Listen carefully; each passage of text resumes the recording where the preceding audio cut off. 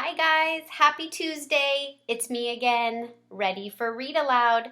We are on chapter 4. Chapter 4 is called The Big, Big, Big Oops. Can't wait to hear what this one is all about. All right, sit back and enjoy. This will be a fun weekend, Humphrey, just Joey told me as he carried my cage to the car. Right, Mom? I couldn't hear very well because of the blanket, but I'm pretty sure she said yes. We drove for a while and then the car stopped. I've waited for this a long time, Joey said. I know, his mom answered. It was just hard to find the right weekend.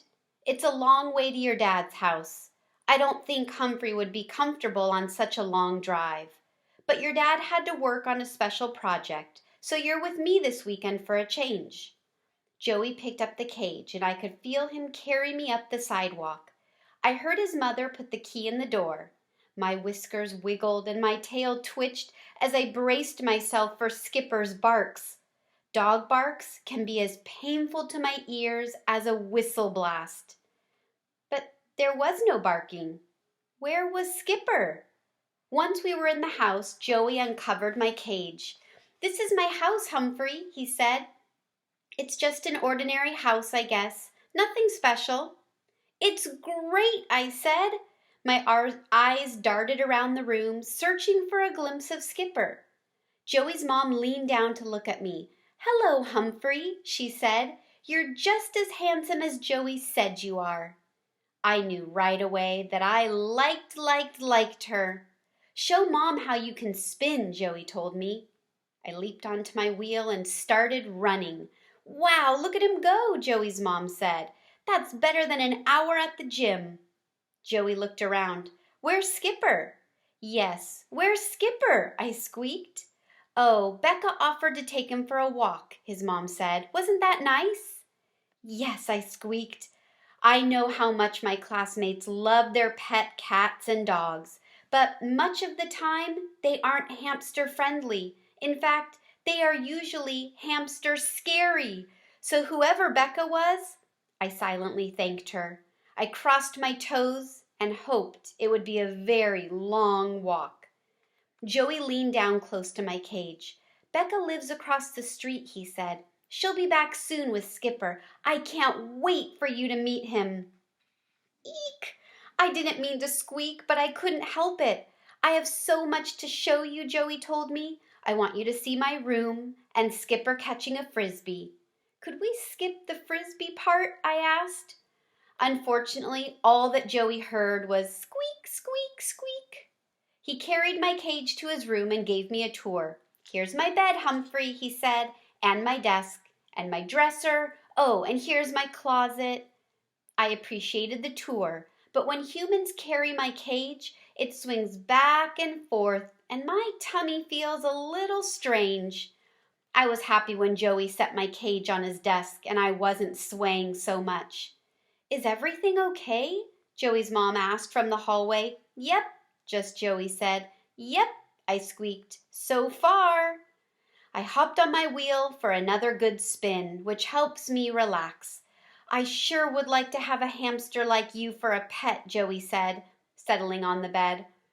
I thought it would be very nice to be Joey's pet, but he already had a pet dog. And I love my job as a classroom pet. I heard a little pitter, patter, patter, and before I knew it, a furry creature raced through the bedroom door. "Hi, Skipper," Joey said. "Meet Humphrey."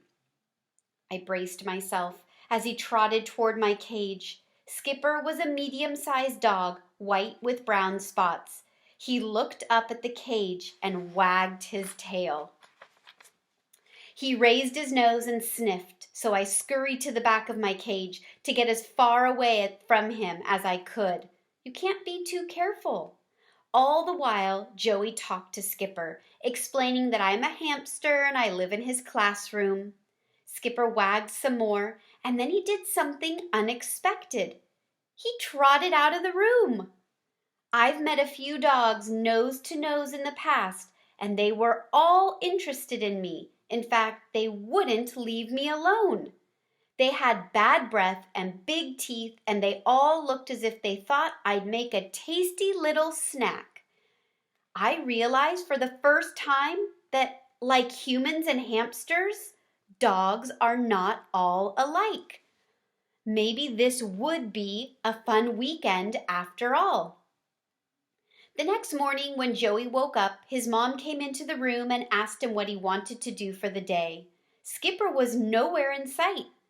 I really want to take Humphrey to the backyard to watch Skipper catch a frisbee, Joey said.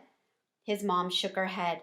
That would be fun, but it's too cold for Humphrey to go outside. That was unsqueakably nice of her, because I didn't want my whiskers to freeze over. How about your homework? She asked. Signs of spring, I squeaked. Joey's mom laughed. Humphrey seems to know your assignment. I do, I answered. I write them in my notebook. We're supposed to be looking for signs of spring, Joey said. He stared out the window and sighed. I sure haven't seen any yet, except for the flower we saw in the snow. A crocus, I added, trying to be helpful. I don't think we'll find signs of spring in the house, she said. Why don't we take Skipper out for a walk and see what we can find? We could go to the nature preserve over by Potter's Pond. Joey glanced over at my cage. What about Humphrey? I'm supposed to take care of him for the whole weekend. I think he'll be all right for an hour or two, his mom said. Right, Humphrey? Right, I answered. And I meant it, because I was feeling a little sleepy and was looking forward to a nice nap. Before I knew it, they were gone, and I was dozing in my sleeping hut. That's a great place to stop. We're going to stop there for today, and we'll complete Chapter 4 tomorrow. Have a great day, everybody. Bye.